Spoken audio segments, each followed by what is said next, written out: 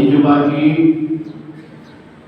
লালমাটিয়া সিংহ জামে মসজিদ কমপ্লেক্সের অধীনে পরিচালিত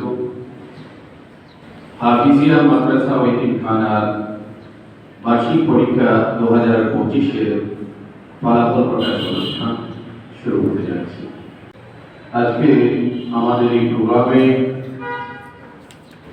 যারা কষ্ট করে উপস্থিত হয়ে আমাদেরকে ধন্য করেছেন, আমরা তাদের সঙ্গে পরিচিত হচ্ছি।